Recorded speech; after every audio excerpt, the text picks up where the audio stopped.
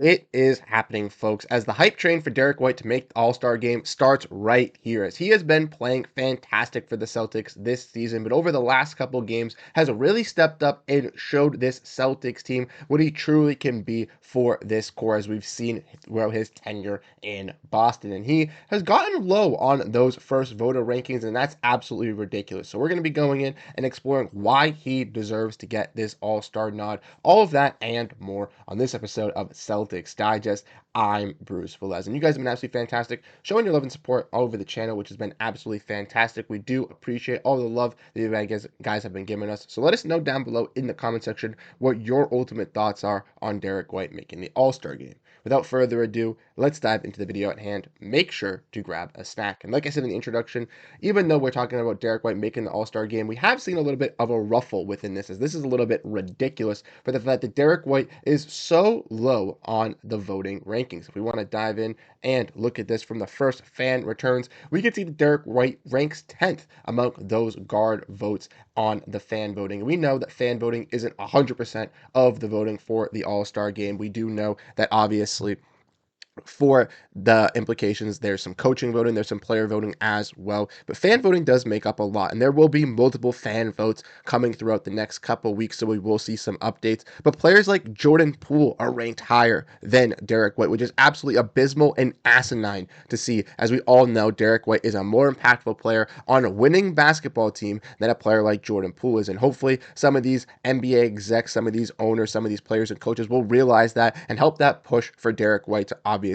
get that recognition that he does deserves, because in Boston he has been one of those core pieces from coming over from San Antonio that has really transformed his career with this core alongside Jayson Tatum, Jaylen Brown, Al Horford, Kristaps Porziņģis, Jrue Holiday. He has risen through the ranks and has really solidified himself as one of those stars in this Celtics culture, not just off the court with his Sam Adams Brewing Company commercials, with his Derrick White pale ale that was coming out. He is doing everything that he needs to do on the court as well, which has come up big for the Boston Celtics, hitting some big time shots, making some big time plays on the defensive side as well. Something that fans really love to see when they see one of those two-way players come out and dominate. So we're going to go over in this next little part here why Derrick White really deserves this, and why ultimately I believe it is time for Derrick White to really get himself into that gratification of NBA fans and realization that he is an NBA All-Star. As we saw last year,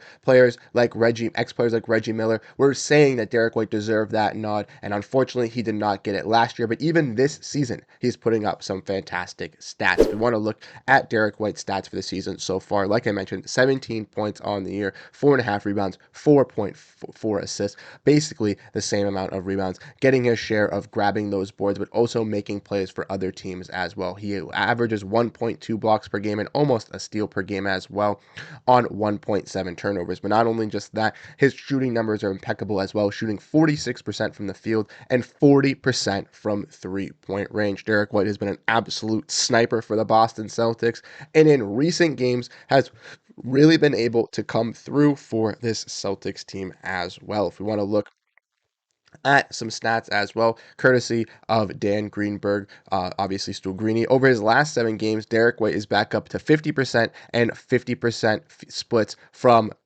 3-point per night on 4 attempts. In terms of catch and shoot 3-point attempts over the stretch, he's shooting 50% as well, really getting into that stride on that 3-point shooting and being that realistically catch and shoot option in the starting lineup. We all know Sam Hauser, Peyton Pritchard are those scorers for the bench unit, but Derrick White and Jayson Tatum are those lethal 3-point shooters for the Celtics starting 5 as we know it. In these recent 3 games as well, he has been realistically on fire. Versus the Raptors, before going into the new year, he was 100% from the 3-point line. And these recent 2 games in these back-to-backs versus the Timberwolves and the Rockets has specifically come up clutch in these games, shooting 50% in both of these performances, notching at least 20 points, but also shooting 50% from the 3-point as well, while also notching some rebounds and some assists, and also maintaining to get blocks. Because like I mentioned, not only is Derrick White one of the more effective shooters for this Celtics team and scorers, as he's their 3rd best scorer,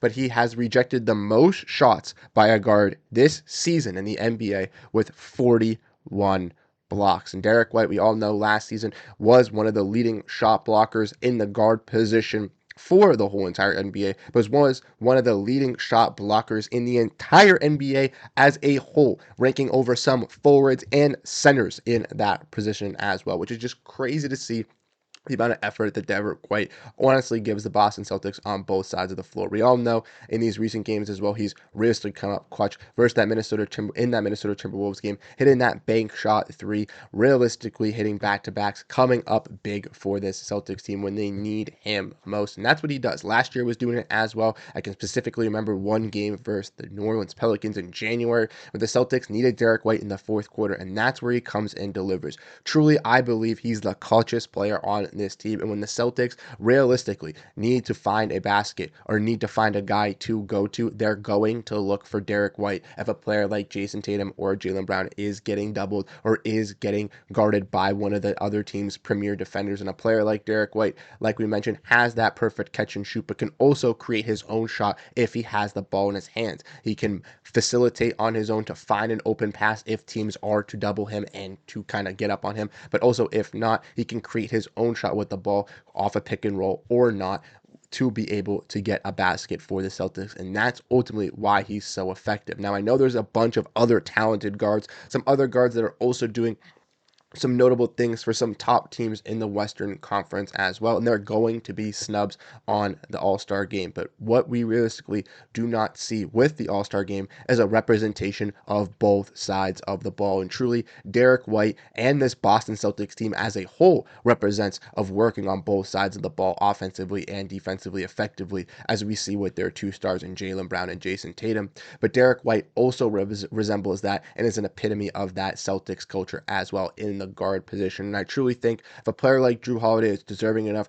to make the Team USA squad for how great of a defensive player he is and how much of a facilitator he is and how influential he is, and Derrick White also gets invited to that Team USA squad to be an impactful force alongside that team, I truly believe that a player like Derrick White is deserving to be an all-star in this NBA game as well, if he's viewed as one of the best Team USA players as well, getting playing time over even some players like Tyrese Halliburton as well. But let me know what you guys ultimately think down below in the comment section. Like I said, the Boston Celtics have been doing solid to kick off this season, going 3-0 in their recent games, but 2-0 to start off the new year, which has been absolutely fantastic for this Boston Celtics team. Now, they do have, obviously, a little bit of a tough stretch here. Their next game tomorrow versus the Oklahoma City Thunder, a potential finals matchup for the future this season. We'll have to keep an eye on that. We'll have all the breakdown for you that going over tomorrow. But let me know your thoughts down below in the comment section on this Derrick White saga. Do you think he is deserving of an all-star appearance? I 100% believe he does, and I think that it is going to happen this season with his increased play. But let me know what you guys think down below in the comment section, what you guys ultimately think, and I'll catch you guys in the next video. Have a great rest of your day, and go Boston Celtics. Peace out, everyone.